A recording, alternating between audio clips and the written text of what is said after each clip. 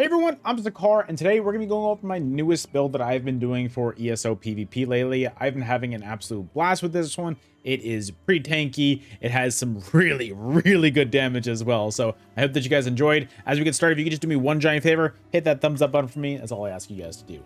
So we're going to be an Orc Necromancer today. Necromancer is going to be our base class. But at the end of the day, since there's subclassing this, it doesn't matter what your base class is because we have Necromancer, Sorcerer, and Dragonknight on here. So it doesn't matter what your base class is. You can pick any of them. So just as long as it's Orc, it's pretty good. With that being said, Khajiit's really good. I would also go Dark Elf on this. Dark Elf would be really solid as well. Thinking about it as well, I think Dark Elf would probably be one of your best options. I just really like Orc for the damage personally. Also, for our attributes, we're going to have 8 points into magic, 33 points into health, and 23 points into stamina to give us a max magic pool of 17.4k, max health pool of 32.6k, and a max stam pool of 21.4k. Also on top of that, we're going to be Vampire Stage 3. It's very important to me that we're Vampire Stage 3. Having that 15% damage mitigation is still incredibly important, and I can't really live without it because there is so much damage in this game as well. Also, we are using Jewels of Misrule as our food because that's going to give us as much health as possible. And it's also giving us a bunch of magic and stam recovery as well. And then also we're using the Thief Mundus. That way we can get our crit chance up as high as possible. So moving on to our gear, we're going to be using Roxa as our monster set. If you don't have Roxa, you can just use two different monster sets that have the recovery. But I like Roxa because it gives a slight bit more. So Roxa, what it does, is we're going to have, well, first, before we get to what it does, we're going to be using heavy reinforced helmet and then a heavy well-fitted shoulder as well. So what it does is the one piece gives you stam magic and health recovery. And then the two piece, each second during combat, you're going to gain a stack of dark light up to 30 stacks max. So basically after 30 seconds of being in combat, you'll be at max. So it's pretty quick to get to. So, and each stack is going to increase your stamina, magic, and health recovery by 8. So having that, I'm doing my math real quick on my phone as we do this. So 8 times 30, it increases your recovery by 240. So it's very nice. I love the amount of recovery that you get from this, and I really can't live without that. I think it's so unbelievably good. And so I definitely recommend using that. We're also going to be using a heavy reinforced chest piece. That way we can get our health up as high as possible and our resistances up as high as possible as well. For our front bar, we're going to be using Essence Thief. I really like Essence Thief. It's one of my favorite sets this patch. The amount of health and sustain that you get from this is overwhelming. I really like it. I know there's a little bit of a mini game involved with it, but I still like it a lot. So we're going to be using medium and pen hands.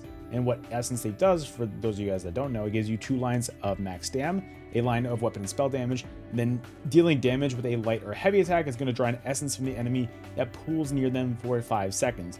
Drawing from the pool is going to heal you for 5,300 health, which is really nice. It's going to restore 4,300 stamina as well, which is really nice. That sustain is amazing, especially if you do this on cooldown. Phenomenal. And on top of that, it's going to increase your damage done by 10% as well for 10 seconds. So that also has a 10-second cooldown. So your damage done, it's not going to really have a cooldown. So that's amazing.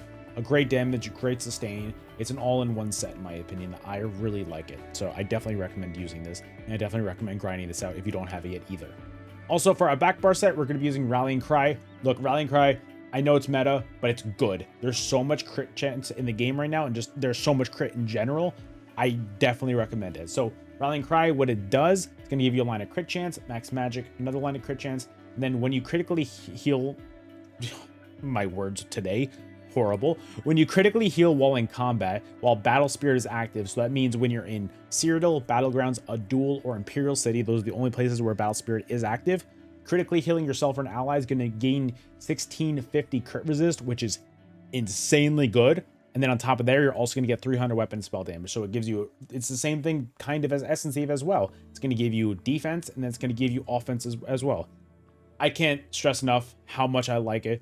I think that this is phenomenal. This set is so unbelievably good, and there's a reason why it's meta right now. I highly recommend using that. So we're going to be using a light divine sash for that. Moving on, we're also going to be using Impen legs of Essence Thief in medium, and then Impen feet of Essence Thief medium as well. For our mythic, we're going to begin using Monomyth Reforged. This is a new mythic that just came out in the game. Definitely recommend it. If you have the DLC, I try and get this because it's a pretty easy grind. If you don't have the DLC, some really good replacements, it will be something like Death Dealers or even Markin. Markin will be really good in this meta with that extra little bit of resistances. It's very helpful. So Monomyth, what it does, before we even get to what it does, we're going to be using it as protective. We're trying out protective lately, and I gotta say that extra little bit of resistance is very, very nice now. It is so good. So what it does is it gives you like it's a 4 or 5 piece. While in combat on your primary bar, so when you're on your front bar, when you're doing damage, you're going to get Major Force and Minor Berserk. So that's a lot of damage. Major Force, that's going to make it so that your crit hits so much harder. Then while in combat on your back bar, you're going to get Major Protection and Minor Vitality as well. So it's going to make you tanky, and it's going to increase your healing as well. The bad part about it is when you're on your front bar, you're going to gain Minor Vulnerability. So you're going to be hit a little bit harder, but it's not really anything that I would really stress out about too much. The buffs that you get are way better than the nerfs. And then also on top of that, you're also going to get Minor Timidity on your back bar, which kind of drains your ultimate, but as long as you're light attacking in combat, it doesn't really make a difference in my opinion. So again, protective with an increased weapon spell damage enchantment on it. And then we're going to be using Rallying Cry Jewelry as well. Our ring and our necklace, both are going to be protective with weapon and spell damage enchantments on it as well. So triple protective really helps your tankiness so much. And then our front bar is going to be Maces of the Essence Thief. Main hand is going to be Nirnhoned with a shock damage enchantment on it. And our offhand is going to be sharpened with a physical damage enchantment on it. That way you can get a little bit of stamina back as well. So that's what we do on our front bar. It's going to help our pen overall. If you want to lean more into the crit side of it, you could use axes. That'd be great. But I just wanted to lean a little bit more into the pen side of it. And then back bar is going to be Rallying Cry, Sword, and Shield. Sword is going to be defending with a magic absorption glyph on it. And then our shield is going to be Sturdy with a stamina enchantment on it as well. And then for our CP, let's do the skills last. Let's do our CP next. Our CP is going to be Ironclad for our blue tree, Mastered Arms, Duelist Rebuff, and Fighting Finesse. Our red tree is going to be Survival Instincts, Pain's Refuge, Sustained by Suffering, and Celerity. And then our green tree, really the important ones that we care about are Steed's Blessing, Gifted Rider, and Sustaining Shadows. But what's really cool as well in the green tree, please make sure you always have this active. Break Ball reduces the damage taken from fall damage by 35%. Get this, make sure this is priority. This is the number one thing you need to unlock in your green tree when you are out there PvPing. Get that. And then also, for our skills, our main spammable is going to be Arterial Burst. You don't want to just spam this just because. You want to make sure you line this up with your other damage because that is going to do a lot of burst damage for you. So that's great for your main spammable, but like I said, combo other things. Streak, this is going to be your CC on this build. As well as that, you're also going to have this to kind of get out of certain situations if you need to kind of put some distance between you and the enemy.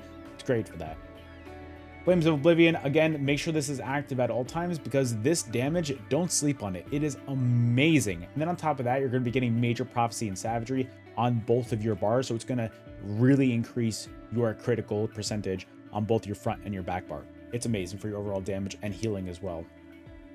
Blighted Blast Bones, line this up with your Streak Arterial Burst combo, and you will be able to just absolutely shred people's health bar. But don't worry, I will after this is all done with, I will show you guys how the combos work and everything. It's definitely worth it. And then also Noxious Breath, this is going to be your source of major breach on your enemies. So this is going to reduce their physical and spell resistance by 6k. So make sure this is active at all times, and it's going to leave a dot on the enemy as well, which is really nice for your overall damage. I love it.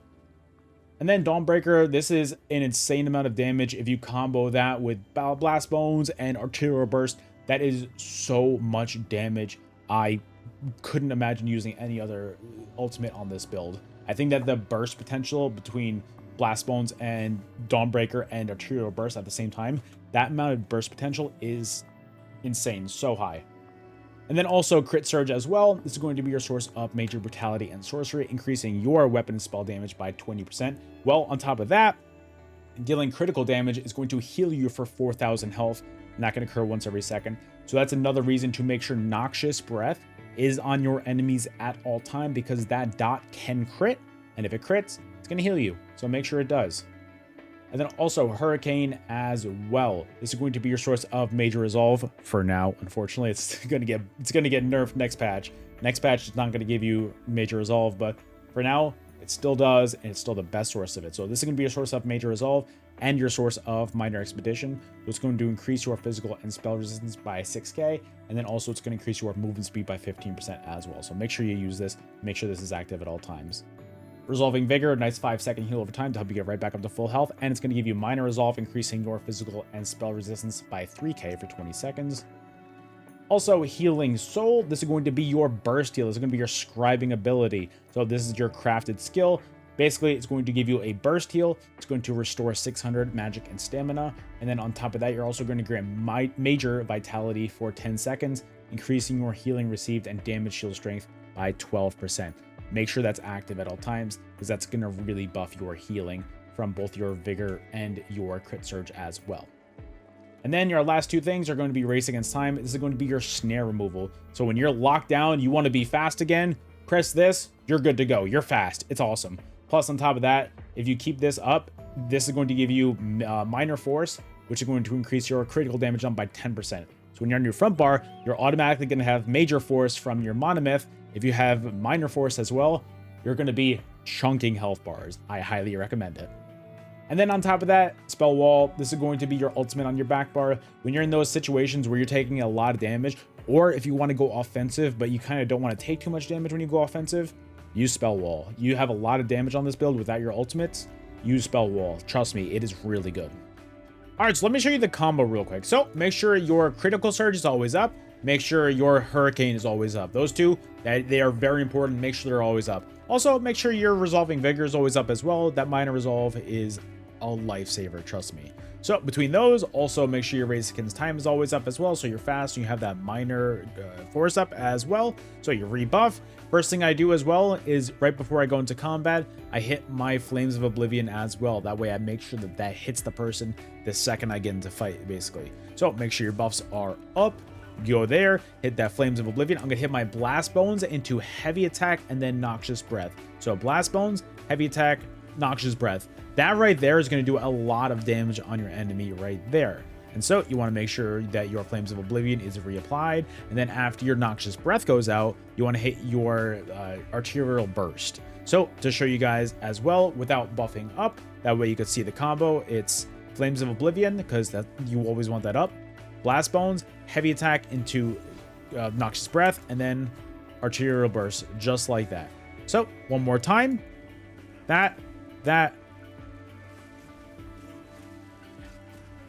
And that's how you do all of your damage. And then if you really want to combo your damage and get that push it to the limit, and you see that execute range and the enemy is getting really low, make sure you combo your streak in there as well. So say you want to back up a little bit, hit that streak, and then that's how you do it. So always try to make sure that right when you know that you're about to CC the enemy, try to back up a little bit. That way you know that you're going to be right there right when your streak ends. A lot of the times I do this too, so I'm no stranger to it. A lot of the times I see somebody streak and then they're so far away that they've already broken CC by then. So whenever you're making sure that your enemy is low, what you want to do, you want to just make sure that you have all of your abilities out. And then say that they're about to be low, you go, oh, you go, it lied for a second there. That was weird. All right, so what you want to do is you want to back up, hit your Blast Bones, make sure you're Noxious on them, back up a little bit, streak. And now right there is so much damage. I highly recommend trying that out. So let me know if you enjoy that. Let me know if this helped at all, because I feel like this is kind of the way to do it. That's how I do it, and it is so unbelievably helpful.